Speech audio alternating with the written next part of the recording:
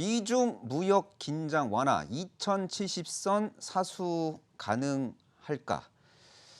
자, 무역 협상 빨리 끝날 수도 있다라는 트럼프 대통령의 말 한마디에 시장 투자 심리가 좀 개선되고 있는데요. 자, 지금 시장 어떻게 전개될지 많은 분들이 궁금해하실 것 같습니다. 그래서 시장 전반에 대한 어떤 핵심 포인트를 김병정 파트너께서 잡아주시면 감사하겠습니다.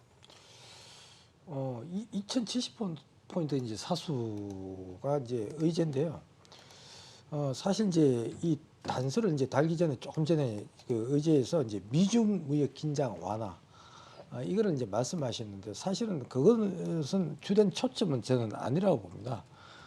우리나라의 실제 그 근본적인 이제 펀더멘탈 자체가 사실은 좋지를 못했기 때문에 미국 시장과 연동해서 올라가지 못하는 그러한 모습을 이제 보여줘 왔거든요. 그래서 미중 무역 이게 긴장이 지속되면은 우리나라 시장이 덤으로 오히려 이제 악화되는 그런 이제 모습을 이제 보여줘 왔거든요. 그래서 2070 포인트를 지키냐 마냐 이건 사실 이제 중요한 건 아닌데 제가 볼 때는 이렇습니다. 이제 환율을 이제 그 환율의 그림을 이제 보시면 압니다. 이제 환율이 지금 보시면은 어제보다 한 3원 정도 올랐을 거예요. 그래서 1198원인데 지난번 이제 고점대가 이제 1210원대거든요. 예.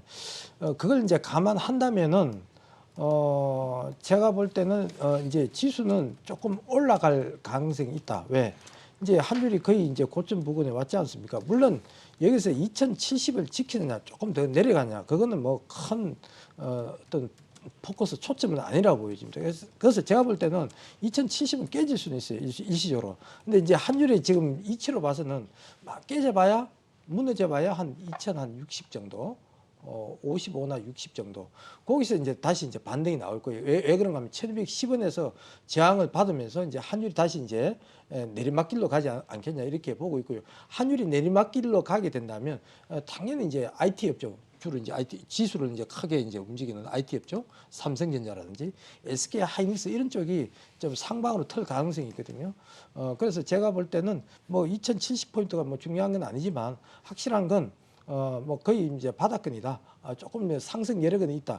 그렇지만 이제 앞으로 어떤 3분기에 어떤 삼성전자의 실적을 본다면은 아주 뭐 크게 개선하기보다는 1, 2분기보다는 반도체 업황이 조금 좋아지고 뭐 디램 가격이 올라가거나 뭐 이런 내용 정도거든요. 그래서 제가 볼 때는 삼성전자가 한 5만 5천 정도 올라가면서 지수는 다시 한 2,100 정도는 회복은 하겠으나 그 이상은 좀 무리가 아니겠냐 이렇게 보고 있습니다.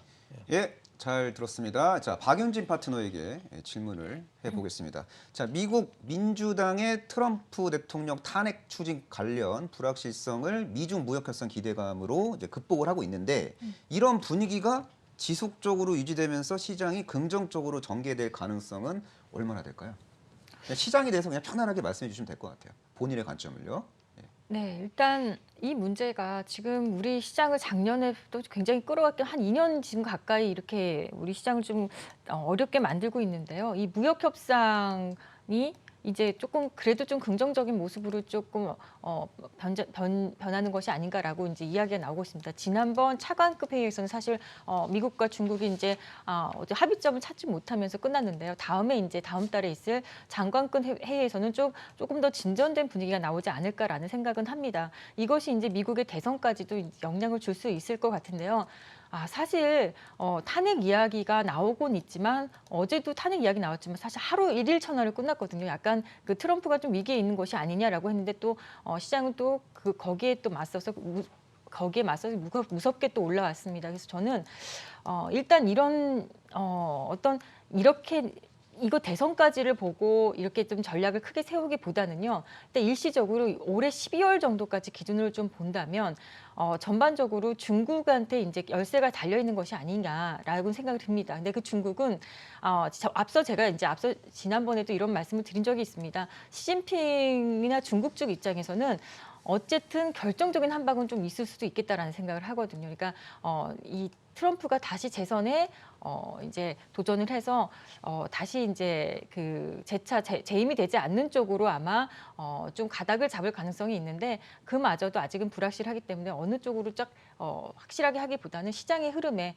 또 큰 자금들의 어떤 흐름에 좀 맡기는 이런 전략이 좀 필요하겠다고 생각합니다. 예, 잘 들었습니다. 이번에는 김우신 파트너에게 질문을 하도록 하겠습니다. 8월 하순 이후로 코스피 지수가 아주 드라마틱한 V자 반등 드라마를 연출했는데 그 중심에 있는 그 매수 세력이 연기금이었단 말이죠. 네. 근데 최근에 보니까 연기금의 매수 강도가 약간 좀 약해지는 듯한 어떤 느낌이 드는데 네. 이렇게 되면은 지수의 상승 탄력은 둔화되는 거 아닌가요?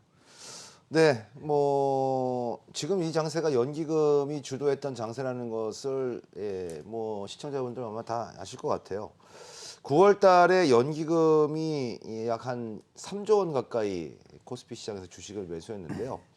9월에 연기금이 매수한 코스피 시장 탑5 종목들을 좀 살펴보게 되면 삼성전자가 6,300억 매수를 했고요. SK하이닉스가 1,800억, 현대차가 1,300억, 그다음에 셀트리온 1,085억, SK텔레콤 701억. 그래가지고 결국은 총 매수량의 거의 3분의 1 정도는 삼성전자만 매수를 했습니다. 근데 이 수익률이 되게 재밌습니다. 6,315억 원어치 삼성전자 매수해서 평균적인 매수 단가 대비해서 현재 삼성전자 평가 이익이 한 4% 정도 나왔고요. SK하이닉스는 한 2.7% 정도 나 있고, 현대차가 한 3% 정도 수익이 나 있고요. 셀트리온은 마이너스 0.54, SK텔레콤은 마이너스 0.28. 이걸 보면 돈이 진짜 많은 연기금도 이 많은 돈을 가지고서 수익 내는 게 참 쉽지는 않구나라는 것을 좀 알 수 있는 그런 대목이죠. 한 달 내내 3조 원 갖고서 4% 정도밖에 안 됐다. 생각보다는 좀 적게 낸 수익이 아닌가 싶은데요. 예, 그렇습니다. 이 시장의 주가가 올라가고 내려가고를 따질 때 우리가 이제 거시적으로 보게 된다면 이제 우리나라의 경제 성장률이라든지 실적 이런 부분들을 보죠. 그런데 이제 미시적으로 봤을 때, 단기적 마이크로하게 봤을 때는 수급 영향을 많이 지금 봅니다. 아까 임종혁 MC가 말씀했던 것처럼 연기금이 오늘 좀 주춤했었고 어제도 좀 주춤했었거든요. 바로 주춤하니까 사람이 들어간 자리는 몰라도 나온 자리는 안다고 바로 시장이 좀 조정을 좀 보이는 그런 모습들이 있는데요. 어쨌든 연기금이 매달 국민들이 내주는 또는 가입자들이 내주는 이 보험료를 가지고서 운용을 잘 해가지고 우리 국민들의 미래, 노후를 좀 잘 좀 책임을 졌으면 좋겠다라는 생각을 가지면서 기왕이면 그러려면은 많이 샀으니까 내리면 안 되겠죠. 그래서 지금 자리에서는 특별하게 코스피가 내릴 만한 그런 악재도 없고요.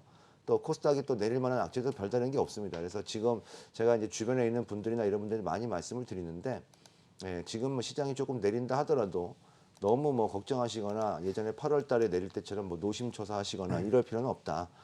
종목이 정말로 완전히 지금 회생 불가한 그런 종목이 아닌 이상은 지금은 좀 여유 있게 느긋하게 시장을 보셔도 무방하다라고 말씀을 드리니까 오늘 시청자분들께도 똑같은 이야기 제가 드렸습니다.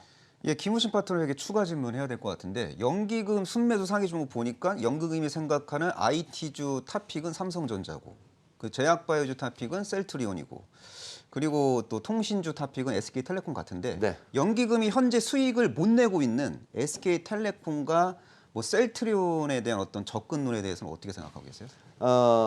이것도 이제 제가 자주 말씀을 드리는 부분들인데 지금 시장을 딱 보면은 여러분들 엮기 아세요? 엮기를 보면은 양쪽 옆에 이제 무거운 바벨이 붙어 있지 않습니까?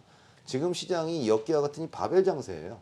그래서 이쪽에 있는 한쪽에 있는 엮기는 시가총액이 가장 높은 삼성전자, SK하이닉스. 그다음에 이 극단에 있는 것은 시가총액 1,000억 내외에 있는 중소형 테마주들. 요거 외에는 중간에 있는 어정쩡한 종목들은 지금 안 움직이거든요. 결국은 연기금 입장에서 봤을 때는 삼성전자 하이닉스가 IT가 좋아서 샀다라기보다는 삼성전자 하이닉스의 지수 장악력이 높기 때문에 지수를 사주는 과정에서 많이 과도하게 이제 많이 베팅이 됐다 이렇게 보는 게 맞을 것 같고요.